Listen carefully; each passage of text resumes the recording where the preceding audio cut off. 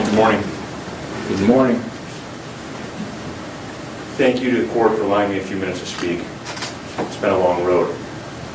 I was 31 years old at the time of this incident. I'm 37 today. As I get older, I tend to put things in perspective more. We're all molded and shaped by our experiences in life and the outcomes of those experiences. This incident is no different for me, and I learned a lot as I look back. I know I've certainly changed in many ways, far from a perfect person. The one thing I've always done is look back and reflect on my mistakes and failures. It is very important for personal growth. History is a great teacher. The only problem is you can never change it. You can't rewrite it. You can only learn from it.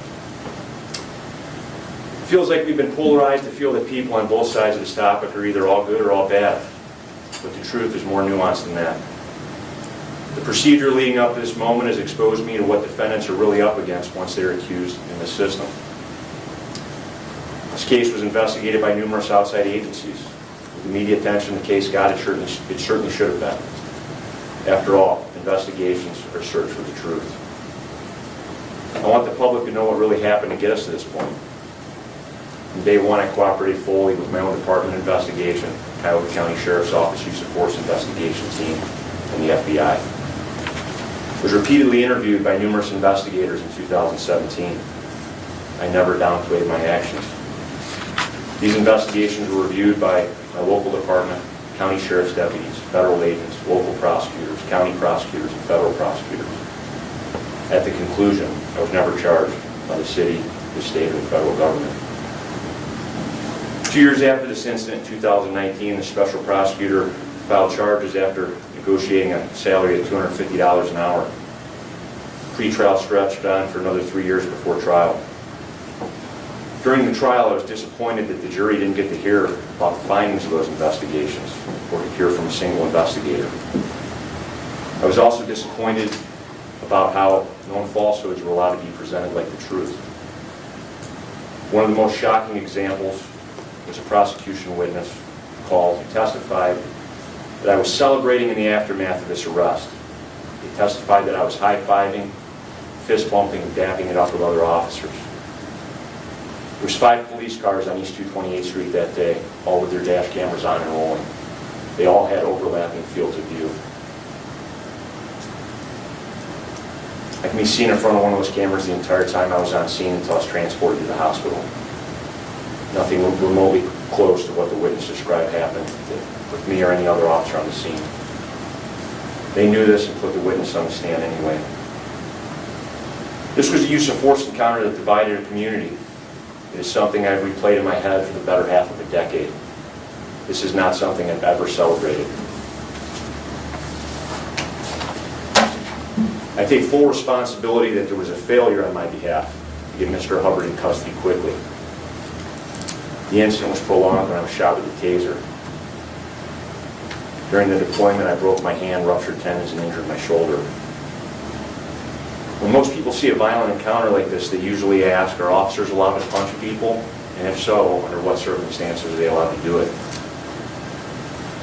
For me, it was important to attempt to educate the jury as I was educated as a police officer. I called every relevant instructor I had to the stand. Taser instructors I had, Department Use of Force instructors, captain in charge of the Use of Force Committee, my Police Academy Use of Force instructors, and traffic stop instructors. I hired a national use of force expert who reviewed everything. Each of them agreed that I acted within the scope of my training. Use of force is supposed to be judged from the perspective of a reasonable officer in light of their training and experience. Every officer testified that my response was consistent with the law, policy, and training. We also submitted handbooks, training documents, and videos supporting the testimony. Regardless of how I feel about the situation, I accept the jury's verdict.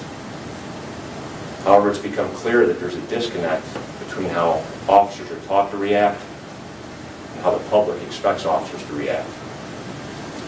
I cannot change the outcome here, but I can make positive changes going forward. I have to figure out how to move forward and make sure I don't end up here again. As a community, we have to figure out how to come back together and make sure we don't end up here again as well. Our law enforcement training must keep officers safe and also be consistent with public policy. A lot of changes have been made since 2017. And if you can give me just another moment, I'm going to talk about a lot of the changes that I've made and the department's made.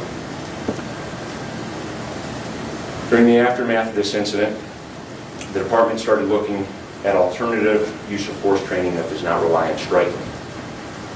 Several officers were sent to become Gracie survival tactics instructors. These instructors now teach a revolutionary defensive tactics system based on Gracie Jiu-Jitsu.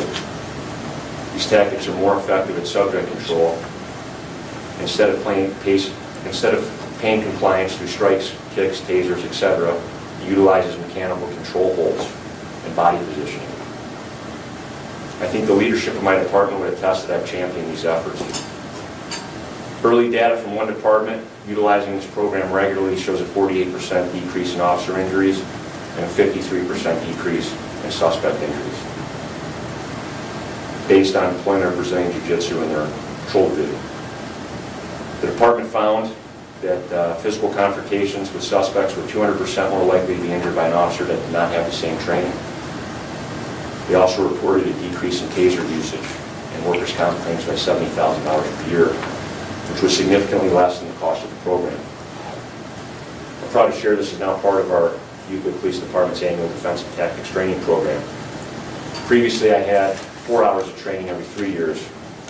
Now the training is completed at least on an annual basis. I've personally taken at least almost 100 hours of training outside the police department and around the state pertaining to use of force and human relations since this incident. The Euclid City Council has provided funding to officers, giving them the option to seek additional training, additional use of force training on the officer's own time at a local Gracie Jiu-Jitsu school. The school is owned and operated by another local police officer. I've taken full advantage of this opportunity so far, and out of all the officers participating in the program, I've advanced the furthest and attained the most rank since this training program began. Euclid received some grant money through COVID. I worked with a group of officers to get some of that money to build a new use of force training room. We were given approximately $20,000 for materials to price, design, and build a new defensive tactics training area. I helped design the new room. I personally constructed a large 1,120 square foot training mat, complete with wall mats and department logos. I put in every screw, nut, and bolt into the new training area myself. We've never had anything like it before. I worked with one of the defensive tactics instructors to create waivers so we can use the new training area on our own time, using department techniques to get the repetitions we need to not only be more effective on the streets, but to keep suspects and officers safer during these encounters. I want to end by saying I'm not an advocate for or against use of force. Everything I did on that day was based on my training and experience. From here on out, I'll be an advocate for subject control training department-wide going forward, so we can all be at our best when the time comes. I have a deep respect and love for the citizens and this community. I want to do my best to serve them. After all, it's what they deserve. Thank you. Thank you.